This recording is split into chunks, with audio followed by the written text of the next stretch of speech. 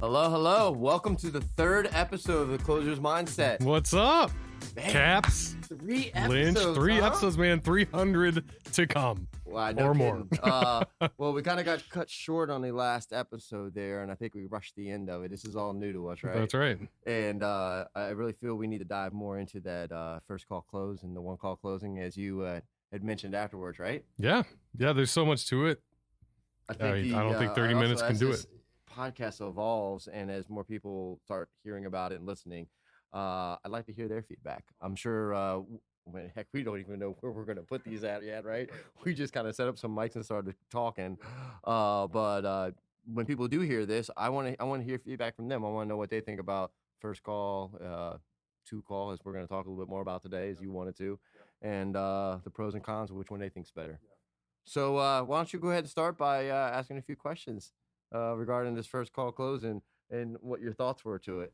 Well, let's just start, Lynch, with when were you first introduced to that concept? It's the only concept I was ever taught. I mean, I was it was always been first call ever since day one. It's always been that. I've worked at a 2-call company before, so I have done 2-call close, but I weighing the 2 out, I would say always first call.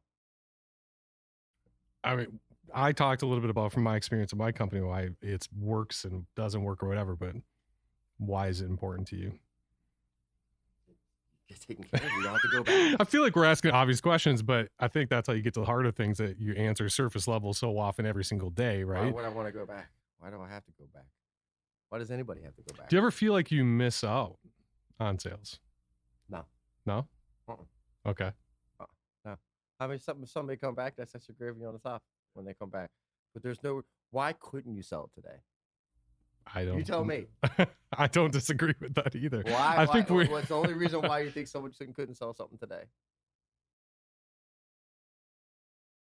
I don't know. I don't think there's a Neither genuine.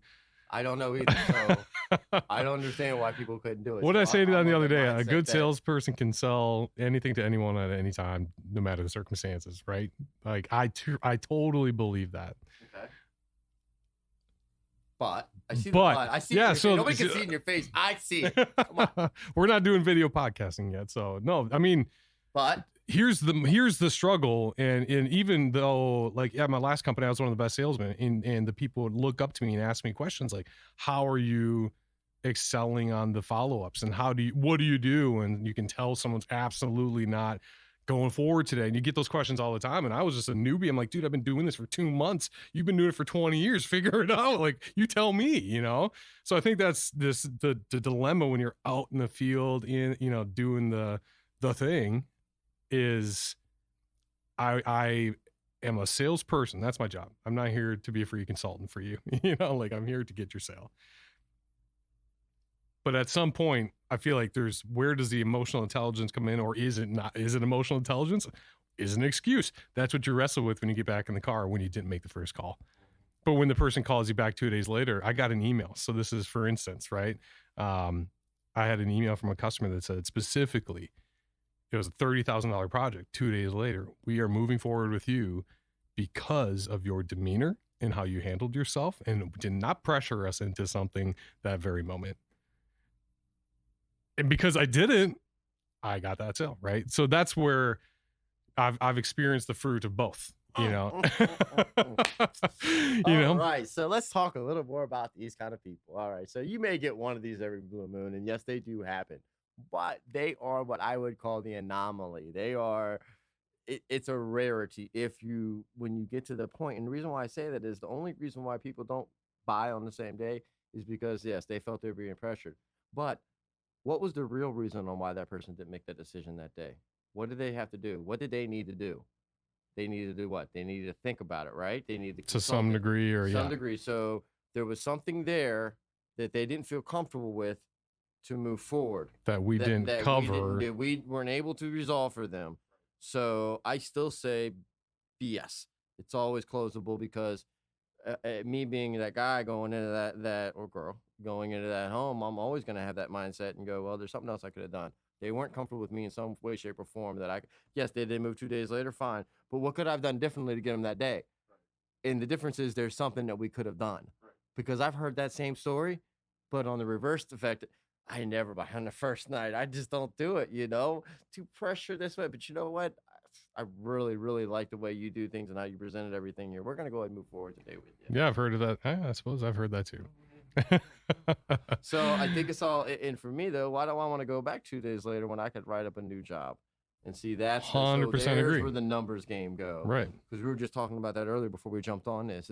It's a bit of a numbers game, right? So when I'm looking at this as a numbers game, the more people I get in front of, the more opportunities I have to make a sale. And then for me, that's that instant gratification, right? Because in this biz, that's what we're all about. That instant, we get the sale, we're happy, excited, and then we move on to the next high. So why not get more? So the key is, okay, what a one call close is it's a natural conclusion to a masterful presentation. And that's truly what it is. So if you do a masterful presentation, you close all the doors. That means you answer all their questions, all of them. There's no reason why they won't buy today, regardless of what that is. Now, we may not always be able to do that. There will be those few that you'll get that back from. But I always let them come back to me. If I don't get them, I don't get them. That's fine. But do you think this question comes to my mind, do you think you see more cancellations because of that? Right? Some. Like rescission stuff. You'll see a couple of them. Yes, it will happen. But you'll also see more sales too. The sales will outweigh the cancellations and the follow-ups. I've done the math both ways. It's really interesting when you look at the metrics, because yes, you're pushing people to do it more, and you can say pushing. I mean, it's just a stretch of a word, because somebody say, well, that's a pushy salesperson or this, that, and the other. Okay, you could say that. But you could also say you're in the best interest of the client as well. And you're doing them a favor. You're helping that person move forward with something, because unfortunately, and I'll be the first to raise my hand, we procrastinate as human beings. All right. Sometimes we need the nudge to get stuff done. Sometimes I wish the sales rep would have nudged me to do something I should have done, right? Yeah. But those are the things that a good rep is going to do when they go into the home and they do the grid and needs analysis and close that door. And that's what I talk about. The one call close isn't just at the end, being fancy with the close. It's all the way up to it. It's every bit of the entire presentation. It's not just, well, I go to the end and then you're going to say, I need to think about it. I'm going to go this fancy way around it and boom, I'm going to close you. And you're going to say yes or whatever. I mean, those things can be done. Those are great that we can show you how to do those. But it's much funner to get all that out of the way in the beginning. Right. Yeah, I guess, yeah, it's something, being new to the industry, that I buy. I mean, I think you do it with such purity and excellence that when we talk, I'm like, heck yeah, one call close every day, all day. That's what I'm going for. But I think there's the people like you just talked about who see it as not a perfect presentation, that expect to just have a bunch of closes up their sleeve, the light switch close and all this kind of stuff. Yeah, I'm just gonna go to my car, flick the light switch when you're done talking about it, that kind of stuff. Do you know what I'm talking about? They've got a book of closes that they practice. I have those. Okay, I have a lot of them. Then that's fine. They are great at the end of a masterful presentation. They are great. Sometimes they help you get you over the finish line sometimes, and you get to have fun with it. I guess where I'm coming from is being the newbie here, right? The new energy to the sales game, because I'm doing well, man. Like my last company said, me and this other guy, we've never seen the kind of follow-ups you guys have.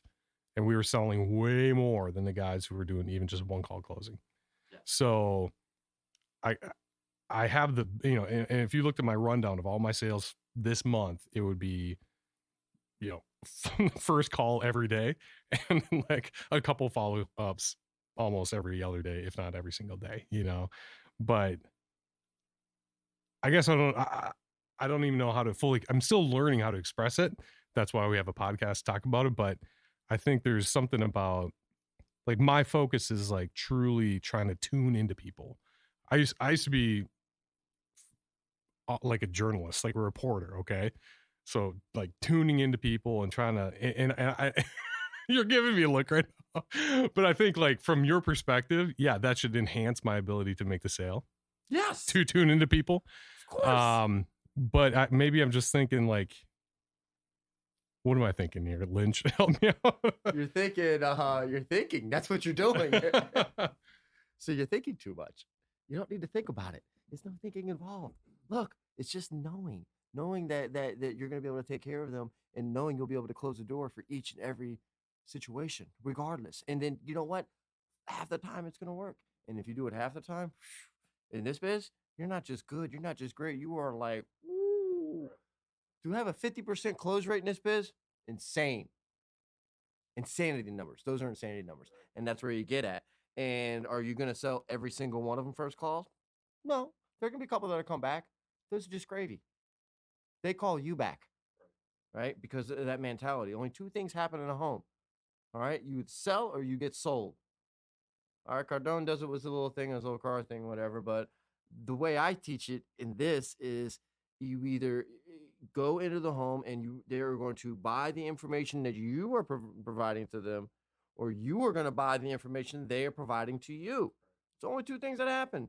I mean, if you want to take it down to the truest essence of this game that we're in with it, right? That's it. Right.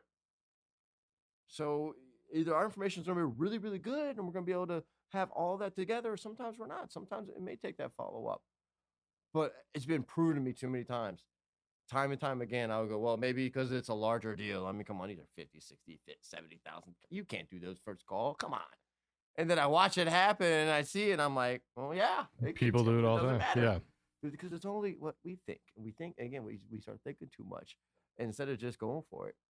And a lot of that is just having those candid conversations, brutally, honestly asking them, who cares? It's just, it's like me and you talking about it, right? Who cares? And I'm not even saying I'm right. You could be right on your follow-up. I'm not against that because I'm old school, right? That's the only way I look at it. I don't look at, hey, will I follow up? Absolutely. But I forget half the time, dude. I'm ADD. I'm like a squirrel. 10 seconds later, I'm like, yeah. I mean, with our conversation here, they heard our podcast. It goes all over the place. Yeah. And maybe I need to cut myself some slack. You're talking about thinking too much. Maybe that's what it is. Because when I look at my first call numbers, they're up there, But I also added 100K last week in follow-ups, that kind of thing.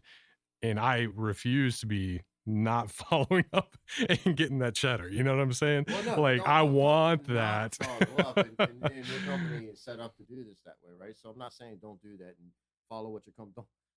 So let's just make this clear because I don't want anybody listening to this podcast and go, yeah, this guy on this podcast said this is what we're going to do. Whatever your company does, if it does, if it's a 2-call company, do 2 calls. Whatever, God forbid, I don't want you doing anything you shouldn't do. But in this industry, most is 1 call. Some companies offer it, smaller companies. There's a few other companies that they'll offer that 2-call for it. But if you have the ability to and they still allow it, yeah, offer the first call. Why not? Especially if you're going to enhance your skills and do it. I'm just of that essence because that's what it's inbred in me. And when I went to a company and did the 2-call, and it was for about 2.5 years, I noticed that me personally, I didn't push much. So I didn't, because I didn't have to, right? So I get the same thing anyway. So for me as a rep, I wasn't even pushing as much. And I would still get it. It was more follow-up, and I'm having to email, and I'm going back and forth. And I'm like, oh, man, I'd rather be done with this. Move on. I don't have to think about it. I don't have this book of work I have to worry about. I've already finished it up. They call me back. Great. I'll pull the file back out if they call me. But I'm on to the next one because I got 10 other people that want my product. Yeah. I'm of the mindset, if you want my product, you come see me. That's how good my stuff is. Yeah. And I keep that mentality of it. And it's kind of walking in a little bit of swagger, right? Yeah. No, not in a bad way. All right. It's kind of standing tall and knowing what you know. And being able to go in and present that in a way that makes sense to the consumer.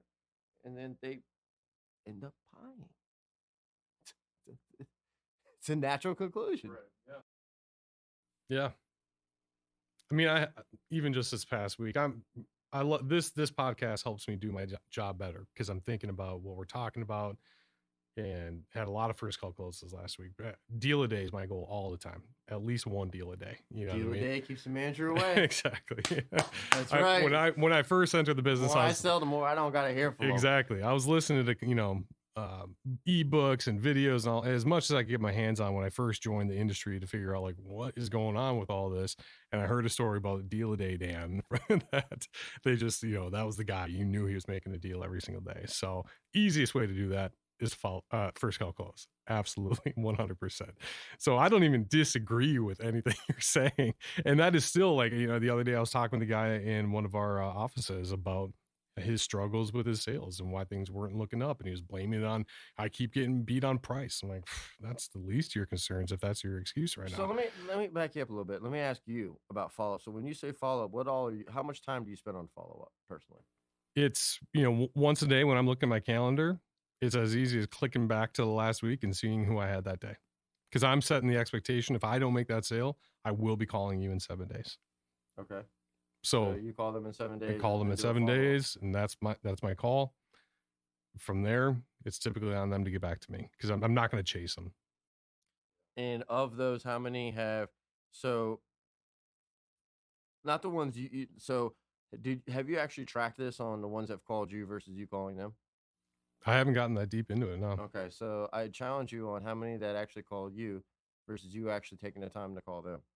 All right, track that number. All right, and see where that's at. And this is the reason why. All this time reps try to spend on all this BS follow up. Man, what if you spend time on practicing your craft? Woo! Think about that. Just spend time on practice. Like, what are the professional? What are the pros go out there do? They'll look at some charts, right? They'll go look at the last game for a little bit, but at some point, they're gonna get in that field and they're gonna start playing ball, right? They're gonna start practicing. So at some point, as a rep, we got to start practicing our craft. We got to get better at it. Too many times we didn't go practice on the customer and not instead of practicing with our loved ones, with our kids. If you got kids, really good because if you give a kid's attention, you keep anybody's attention, right? But the practice is so important. Practicing your craft, like that's one of the arts that I don't see happen anymore. Is cats don't practice this anymore. They they don't. I'm just like, oh, I'm gonna go. I'll try to get better with another customer. Give me another lead. I need another lead. What are you talking about? You need to learn how to close something. Why you don't need no? You need to close. You don't need no lead. That's why I love the first call close. It's gonna separate the boys from the men. It's gonna separate the girls from the women. It's gonna separate the closers from the order takers. Right? That's the biggest difference. So for me, my mentality is I'm gonna go practice my craft so I can go and close the next 10 more that I got coming. If they call me back, great. That's awesome. I'll come back and write you up when I have time. And I just keep that mentality with it, and it's an ever evolving mentality. I'm not saying don't go after the follow up, but I bet you most of them will call you versus you calling them. Do you mean I've called most of them versus them calling me? I've spent my energy to call them. No, what I'm saying is with the business you've gotten, Yeah. follow up business you've got, majority of it, there's probably people that have already called you before you had to call them that 7 days. Oh, I was going to say, if I had to guess, I was thinking it was probably 70% me reminding them that we had to talk, and Really? 30% of them If you email. had to guess, it would be? Yeah. Yep. Interesting. Yep. All right, I'm writing it down. So I want you mean, to track this, and we'll follow this up on another. yeah. No, I mean, podcast I'm just later. kind of thinking, about metaphorically speaking, like looking at last week, right, or the week before. Because I guarantee a lot of reps here listen to this. They're going to talk about follow up, right? I mean, they're going to talk about that. And see, I'm not against that, but I'm also there's also a way like, or at least you can say with that larger job, like there's ways that you can break those down and they can start smaller if they feel comfortable. Right. To a smaller partial, and then go to. So okay, for instance, I had a follow up close 54K this past week. Took a week to land that deal, and it was that whole week I was just, they were type A, man, type A, going back and forth with them, and got that deal.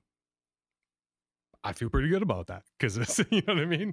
Would have been awesome to first call close at, absolutely, at 8:30, 9 o'clock at night when they're putting their kids to bed and all that. I don't know if that's gonna happen. I don't know, but So let's dive into that. All right, let's dive into when's the best time to close if we're going to close, because that's huge, man. That's huge. I don't have kids, so I don't have that luxury of finding that out at night. But I've been in enough homes to watch it happen, and trying to deliver a price at that time, you better be real careful, right? I mean, I'm a big believer in if you're going to close somebody, make sure that you have everything set up to your advantage to close that scenario. if you're telling me these people are type A personalities, right? I mean, and if anybody doesn't know what type A means, that means there's someone who's driven. It's that type of personality, that driver, right? That person that let's go, let's go. We've all had that person you knock on that door and they're like, hey, let me go show you my project over here. And they're walking and you're just like, and you're like catching up, trying to take your shoes off just to go meet up with them. Right. Yeah. Detail oriented. They're, Uh-huh. engineers, teachers, engineers, and right? It's yeah. the engineers, the scientists, the ones that want to look at every little thing. All right, so we're our type A people, right? Went through our presentation, right? You get down to the end. They have kids, yeah. Yeah. So they're starting to put their kids together. All right, is this at price, during price, or you already knew this ahead of time, right? It was as we were wrapping up. Yeah, as the price presentation was happening. Yeah. Do you think it was planned? Maybe. Yeah, he started cooking dinner right after I dropped that price. So I think he probably had that plan. Yeah. See, I think customers have plans of themselves. They make the plan before the plan. And if we're good enough, we can sometimes disrupt that. Sometimes we can't. And sometimes life happens. And sometimes people aren't ready for the price. You never know. I wasn't in a situation. I can't tell you. I could tell you people do that out of just not even intentionally. Just like in the back of their mind. Like, well, they would never lie. Well, yeah, customers lie all the time. We do it all the time ourselves when we walk into a store and that customer goes there. You can have the nicest, greatest person, that preacher's so nice. Yeah, he'll tell the person, I'm just looking, right? You just lie to that person because you're looking to go buy something. But naturally, we just do that. Naturally, the same thing happens. It's almost preconditioned in the home. People do it as well. They're preconditioned. The guard goes back up, price goes down. All right. The question you got to ask yourself is when you get to that scenario, know where you're at already ahead of time. I know what before I deliver the price where I'm at, typically with that customer. I know whether I'm getting it or not. If I'm always right, no. But sometimes I'll go through a couple closes and still get the deal and go, oh my gosh, get all excited about it. But typically at that time, I'm gonna know where I'm at and know where I'm at with the kids too. So I'm gonna ask. I'll find out. I'm gonna be that brutally honest person. I'm gonna go, hey, you got kids, I know we're wrapping up the process. Where are you at in this process? Are you planning, when you plan to move? I'm gonna ask those questions with them if I can get that comfortable with them. Were you able to get that comfortable? Yeah, I would say yeah. Aside from boom, I'm making dinner all of a sudden, But well, yeah, and how many kids they have? Two. Yeah. And you're putting them to bed. Yeah. So you have one making dinner. Or it was like we're making dinner so we can get this process going to get to bed. You know what I mean? That's what it was about. The kids hadn't eaten yet? No one had eaten. It was like time to eat dinner and get everyone ready for bed. So how old are the kids? Gosh, I didn't 10, 15, something like that. There's two of them. So they sent me home with some green onions. Yeah. So, I was just wondering because I like food. And you can get dinner there. I joked with them. I said, "Oh, what are you making us?" You know what I mean? Yeah, 100%. That's why I asked. Yeah. Oh man, that's good stuff. Well, let me ask you this question because again, this is something that I'm 100% on board with the first call close. I'm not against that at all. That's my attitude every time I go in. If you got two reps, because you're more overseeing reps at this point, fair. So you got a rep and another rep. They're both first call closing at the same pace, and then another rep's following up and adding $100,000 more per month to their numbers on follow-ups.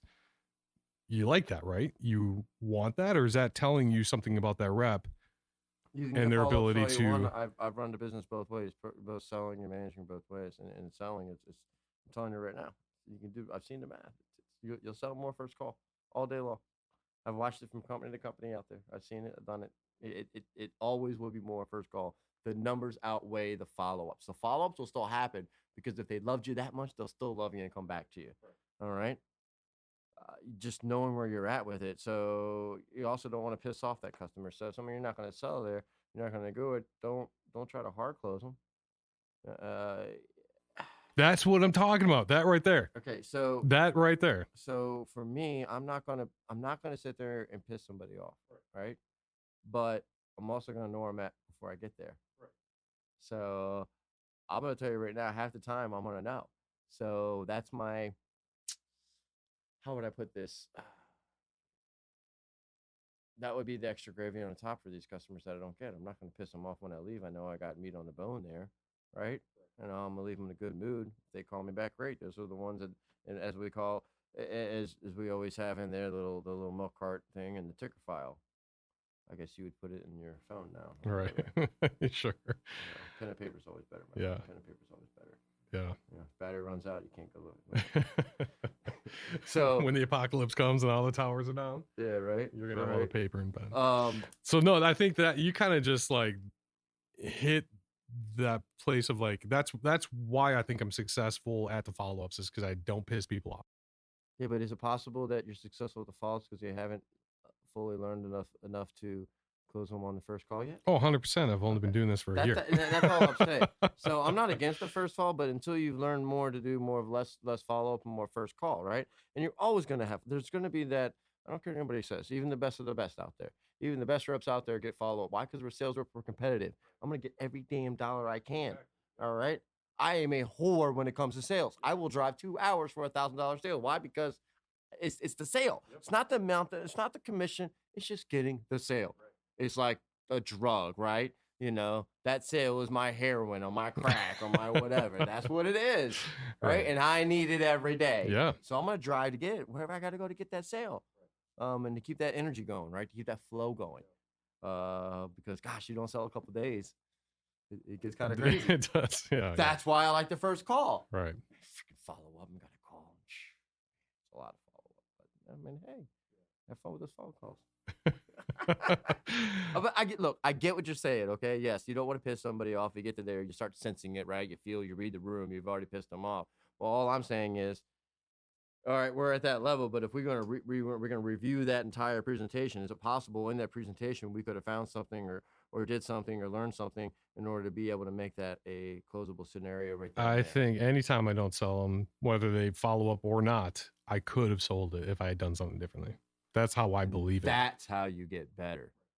And yes, you still follow the ones you don't get because yes, there's something you could have done, but you knew you could smell it, right? You can still smell me in the boat. And that's why also like in this and why first call closing is really important. And as I said in the beginning, the definition of master presentation, that's because why you do everything in time. You don't know when people are going to buy or why they're going to buy. Have you ever been in a presentation before, doing a presentation just to do it because that's what your boss said, right? Not because you wanted to, because what you wanted to do was get the heck out of there, right? All right, because it was a real crappy situation. We've all been there. We're gonna have some episodes on that one. Oh, that's gonna be fun. But all of a sudden, you get buying signs, right? You didn't think there was a chance in the hell. You're just going through it because that's what you're supposed to do. And all of a sudden, you're like, you start sniffing it, you smell it, you buy it, and then by the end of the presentation, they're buying. Right. Have you had it happen? Oh yeah, I think I told you that story about the lady who sat down was like, well, what's an entry door cost? I was like, well, $4,000, $3-4 grand. Well, you might as well just leave right now. And I was like, do you want the information or not? And I walked through the whole thing. She goes, nope, too much. And she said, I got to talk to my husband. I'm like, well, I thought you just said no. Go talk to your husband. And he came back. He said, yeah. So, I mean, yeah, that stuff happens all the time. And I love those. I mean, those are the fun ones, I think, in the long run. But they are. So yeah. Every time, you never know. You always want to do a presentation. You always want to pitch. You know, I think what I've been wrestling with leading up to tonight, and I think we got some clarity tonight. At least I did. I don't know if you felt that way too, but because this is the closer's mindset to me, right? Like that's my first focus is, do I have the mindset of a closer? Am I? And I think what you said about being hungry for every freaking sale I can get my hands on, that's what I'm doing, you know. And I utilize the first call close, and if that doesn't work, I'm not done yet, I guess, is where I maybe differ from a lot of guys. I hear if they don't get that sale, what do? They just move on with their life, and maybe that's good. I don't know. Well, is that in the business, the people you're working with now? Or are you talking about in general? In general, in this industry, I've met a lot of guys at my last company too. If he didn't close that deal, then it was done with him. That was it. Yeah, I pretty much am. I am done with him. Me personally, but I didn't mean done with him. Like, am I going to do a lot of follow up calls? I'm not that guy. Like you said, I follow 1 week. I'm gonna call him up, and you said 70-30. I can't say that I am that guy, but I'm gonna close them ahead of time just because of that. And again,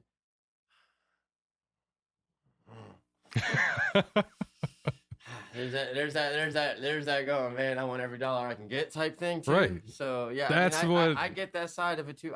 That's what I have going on. I get that. I get it. I get it. Yeah. I know. But the mentality of it, see, it's almost like faking yourself out. It's almost like wouldn't it be almost like giving in too much though? You know what I mean? Like, wouldn't it be giving in? Like, okay, I want to do follow ups now, but your own mind, you're giving in, and it's almost like I want to psych myself out so I know I'm first calling all the time. I get what you're saying. You know what I mean? Yeah, I think. But I also see the other side because, dude, I'm all about it. I mean, yeah. So if I'm like, if I'm at 250 or 350 for the month, and I'm trying to get to, that next 100,000 more, and I got a couple people on the hook, yeah, I might, do a couple calls to get them over the edge. So yeah, I see both sides of that. Here's the difference. It's the ones that follow up knowing that there was a way to do it first call, and it's not about the follow up. Okay. It's the fact that, okay, you knew there's a way to close it. You're working on your craft to get that a little bit better. You're working on your craft to make yourself better at it, but there's always a way to make it, first call. It's just on how much better we get and how much more comfortable. And that's what this podcast is all about, is teaching that to get that much better, to be so good that you're able to close those deals in the first call and not have to do the follow-up. And it's all about making sure that we close every single door for that customer while we're there. And when we're capable of doing that and we're able to answer all the questions for them and be able to present that costing to them, they like it, then it's a win-win for everybody. And then you can still have your follow-up, have your cherry on top, a little bit of cream for it, right? Yeah. That good? That's good. I think that's fair. Is that clarity to you, bro? I think that was good. That was good. And it's so deep and complex because we're talking about the human mind. We're talking about psychology. We're talking about excellence and all that. And there's a lot to that, right? So, well, yeah, that's what it is. Yeah. And so that's going to lead us into what we're going to do next, right? We're going to talk about that human mind, that psychology, the disciplines that are necessary to keep closing in this and to keep that kind of closer's mindset. I think that's real important, because we get lost all the time. We get stuck in this sales slump. We're going to put out there some of the ways you can actually get out of a sales slump too. Be a free little PDF people can download and check out. Yep. But check us out for the next episode. Thanks for tuning in today. All right. This Thanks, is everybody. Lynch. Caps. We're out.